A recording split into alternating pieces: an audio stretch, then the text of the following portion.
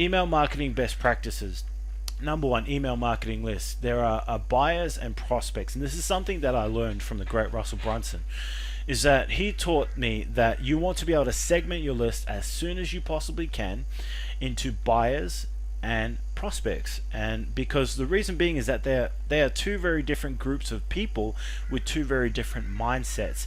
And the reason it's so important to segment it as soon as possible is so that you can communicate the correct message via email marketing. Okay, so number two is to try email marketing for free. And what I actually meant by that is that there are a number of platforms out there that you can actually use, and you can actually trial them for free. MailChimp, for example, is free with limited features. GetResponse, for example, which is who I recommend, you can actually get a 30-day trial. Don't feel like you need to get into email marketing and commit to a 1 year, $100 plus product. Now you can actually start with a 30-day free trial and figure out whether it's for you. Number three is you need to set up an email autoresponder. And no, I'm not actually talking about setting up some sort of amazing sequence of 60 to 90 days of, where it's all set out and basically you don't need to have to worry about anything. The way I set it up is email with the autoresponder is that for the first week I have an autoresponder, and that is for a very specific reason.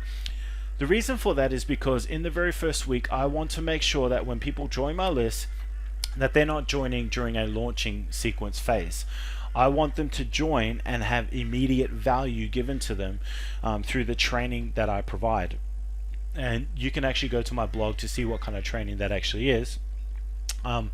As opposed to, if they were to land on my list when it was a launch sequence happening, and whilst I was providing some value, what if they joined when I was offering a sale and they didn't know anything about me?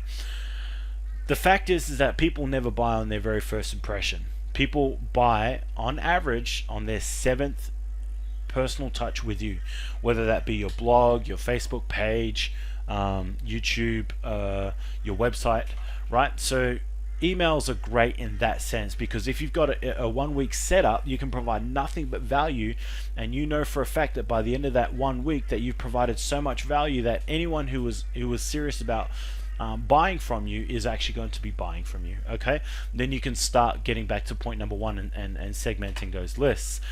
Number four is email marketing services. Now I do actually have my link below. As I've mentioned, there are a number of email marketing services that you can use, and yes, they are all good, okay, for their very own reasons. Me personally, I've tried a lot of them. I'm not even going to go into it at this point. You can visit my blog if you want my complete write-up. But email marketing services, there are so many of them that you can visit and you can try out. I highly recommend GetResponse. Again, I don't really want to go into the details because I've already written about that.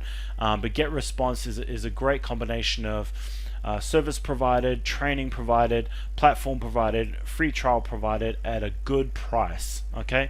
So the other thing I want to talk about is in email marketing software.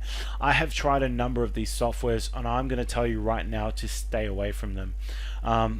Whilst it might be appealing that you can make a one-off payment and never have to think about that ever again, that's not true, even though that's the way it's actually marketed. The truth of the matter is when you purchase a specific software, you get access to that level. So let's say, for example, you get email marketing software version 1.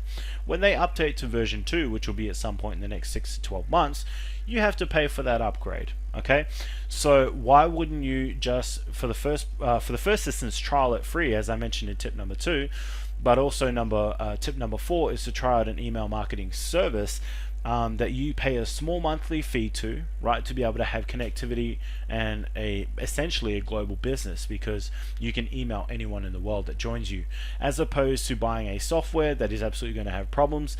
A lot of them are banned from the major emailing platforms, Google, Gmail and so on, as opposed to the services which give you a much better chance of a higher delivery rate.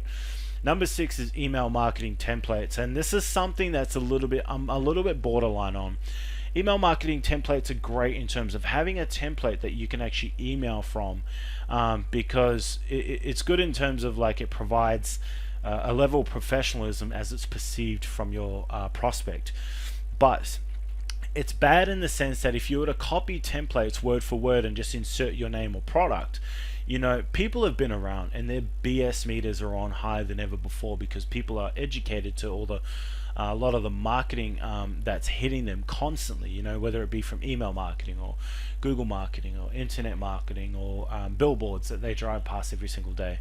People are numb to it, okay, and they don't vibe with it anymore. I'd much prefer you send out a daily sequence, which you can do quite easily, and this is what I've mentioned here actually. Tip number 7 is to email your lists daily. Okay, so if you've segmented off to a buyers and prospects, obviously you're going to email it twice, but initially you're just going to have one list, which you're going to email to once a day. Okay, and whilst I suggest that you email 7 times a week, you don't necessarily have to, but I recommend at a bare minimum you email from Monday to Friday, so that's 5 times. Weekends are sort of hit and miss, and the reason I say that is because people are obviously living their lives on the weekend. You know, they're doing the things that they enjoy, spending time with the people they want to. So emailing on the weekends are sort of hit and miss. Sometimes you can get great results, sometimes not so much.